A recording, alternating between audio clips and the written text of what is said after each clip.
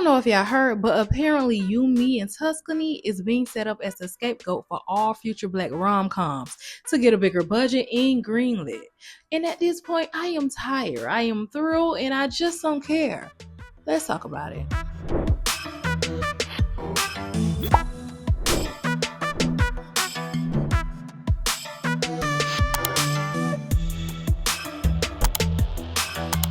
Good morning, good evening, good afternoon, whatever time you are watching this. Hey y'all, hey. Now, before I even get into my rant, let me catch y'all up real quick. So if you haven't seen the marketing ads and the pre-promo interviews haven't entered your atmosphere yet, Halle Bailey and Regé-Jean Page are starring in a black rom-com called You, Me, and Tuscany. Now, I can't lie, I am beyond excited about this film because I am a rom-com lover. I just love the feeling of getting butterflies, a good laugh, hell, even crying a little if the movie takes me there. So yeah, rom-com me up. But more importantly, black rom-com me up. Now, this movie hitting theaters is a big deal because not only is it one of the first original black rom-coms we've gotten in years, because the last one I can really think of or recall is the Photograph with Issa Rae and Lakeith Stanfield back in 2020. And that was cool. Like, I like that, but I'm not rushing back to it. And it's not in my top 10 rom-com list. It was a pretty decent movie though. And before that, we had Nobody's Fool with Tiffany Haddish. And again, it was all right. And I think that was like 2018, maybe. Now, to some, this complaint can be null and voided because we got many black rom-coms on streaming. But everybody knows if your movie hits theaters, that means budget. That means backing. That means we believe in it. So the expectations are through the roof. But word on the street is they are using You, Me, and Tuscany as the deciding factor for all black rom-coms moving forward, which is just so on brand for the losers in control of Hollywood in the industry. Ugh. So recently, filmmaker Nina Lee revealed that studios are literally holding off on acquiring her finished black romantic comedy That's Her, starring Coco Jones and Country Wayne, until they see how You, Me, and Tuscany performs at the box office. And I can't lie, again, a lot of this I can't lie about.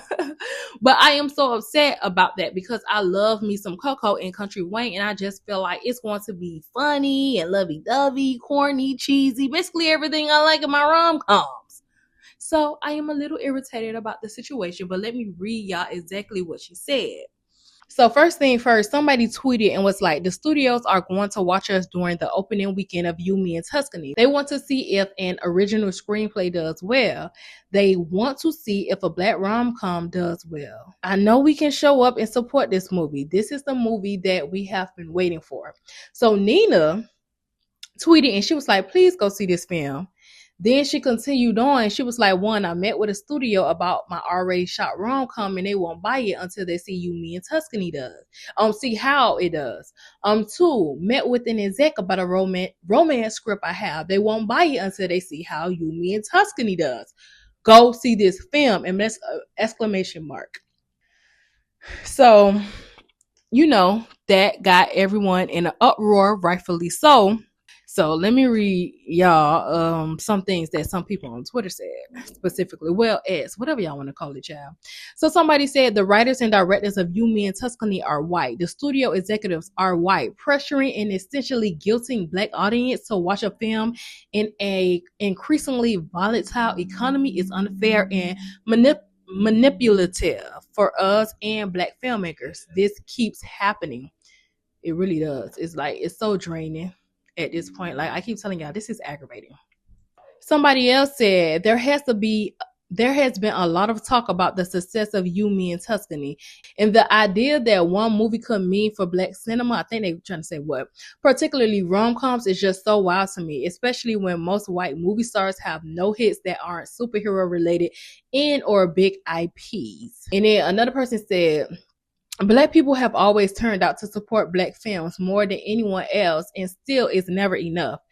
Not even when we're broke and traveling almost an hour to watch films like Sinners, because we want the community experience and to show support. Stop pressuring us. And then somebody else was like, You, Me, and Tuscany is It looks like it's going to be corny, but everybody has to realize that rom-coms are that. Like, they are corny films. So you just have to be like a fan of them to really enjoy them and get what you can out of them, because it's not supposed to be like, it's not supposed to do too much. It's a rom-com. It's corny. It's cheesy. It's blah, but it's entertaining. So yeah, as y'all can see, there are a lot of mixed feelings and high emotions about this film, but that's nothing new when it comes to Black art.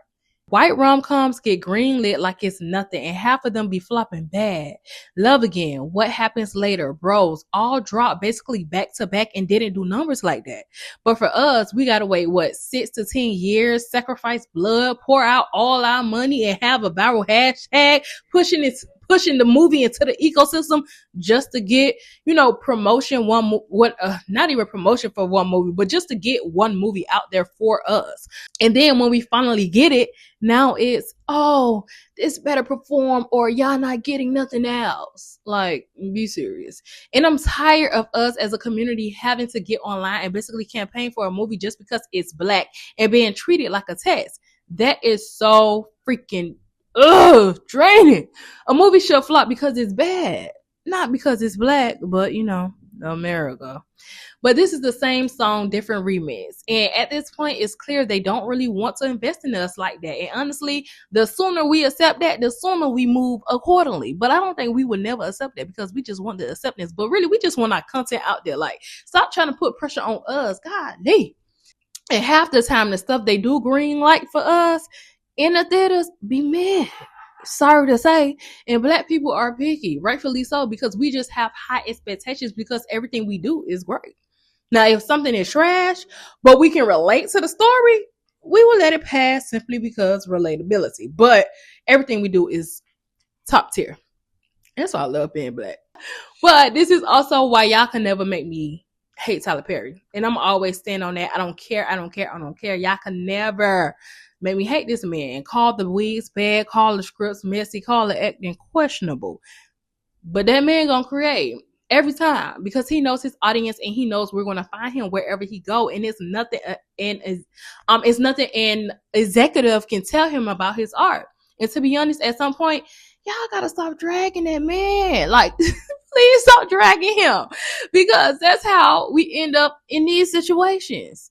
Because now it's either the low budget Tyler Perry style type of films that's just get it out for the people but make it relatable no matter the quality, which the quality don't be as bad as y'all make it, or it's higher budget films with the pressure of this better be perfect or it's clipped for everybody that's Black. And now we're stuck because now as a community we all got to show up for You, Me, and Tuscany. But what if it ain't that good?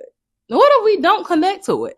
Now we got to sit there, smile, tweet, OMG, best movie ever, just so studios think it's worth investing in us again. Or we fill up the theaters, it does numbers, and now they think, okay, this is what y'all like. And now we are stuck getting more of something that's not even good or relate to us as a people. Like, this is all a setup, and it's crazy. But anyways, getting back on track, let me be very clear. After all this talking and all this ranting and yapping about I'm tired and I'm through and I'm drained and I don't care, all that energy, don't take too much of it from me, because I'm still going to be the first one in them theater seats. Because one thing about me, I love the movies. I love the experience. I'm a proud, faithful AMC Theaters A-list member. Okay.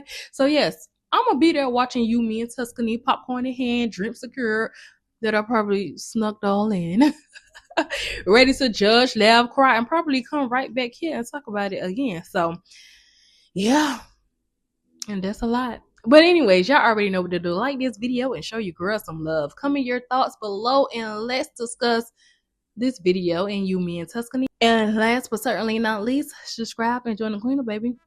Bye.